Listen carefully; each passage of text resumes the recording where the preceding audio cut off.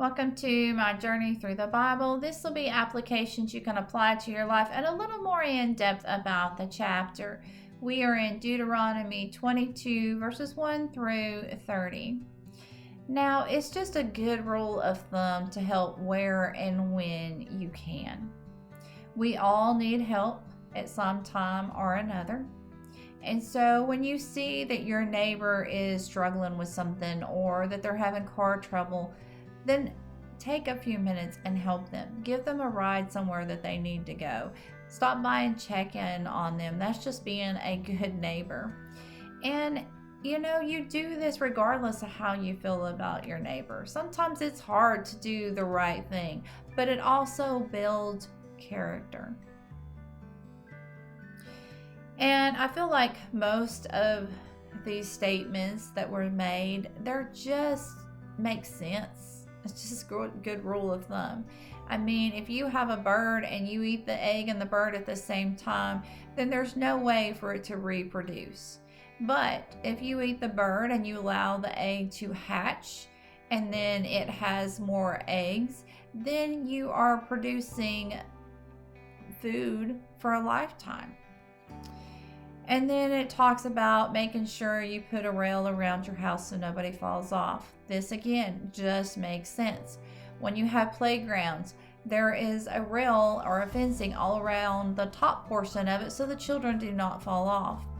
If there is a dangerous area in the road, they usually have a railing across it so that if you were to have an accident, you wouldn't go off the side. And if you plant two different kinds of seed beside each other, one will probably overtake the other. Corn is a plant that grows very tall, and it would overshadow like beans. It would not allow the beans to have sunlight. It would not allow it to grow. And then an ox and a donkey are both great for farming and for getting work done, but they work at different levels, which means if you try to use them at the same time, then your ground and your plants would all be unlevel. And I think this would probably be a lot like trying to put a silk blouse in with your jeans when you're going to wash them. It's something you just don't do. And now, sex is a very serious sin, not only for the person involved, but for other people around.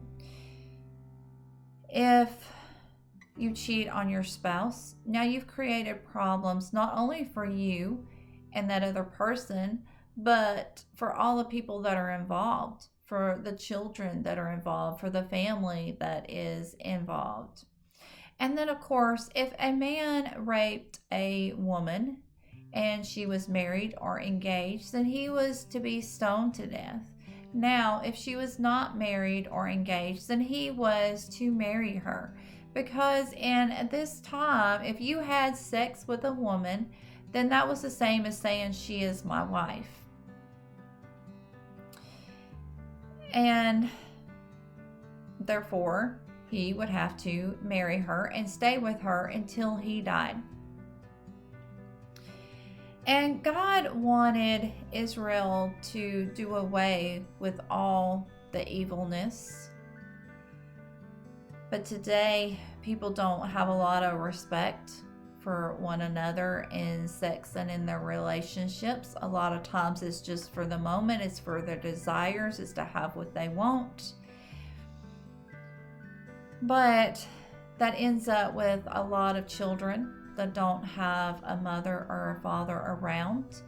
It ends up with a lot of people being divorced and intermixing their family and marriages, and this creates problems between siblings and step-siblings and step-parents and step-children. It just creates a lot of other issues. And God had designed sex for the desire of keeping a husband and wife in a bond, keeping their family together through thick and thin. You just didn't get divorced over every little thing. And then, of course, for that reason is why a lot of times families were stronger, because they stayed together. Of course, when we see in the Bible times that people married multiple wives, there was a lot of issues that came from that, again, because now you have step siblings that don't necessarily get along. And I would just say we would all be a lot happier if we tried to live our lives the way that God has designed it for us. May God be with you in everything and in every way.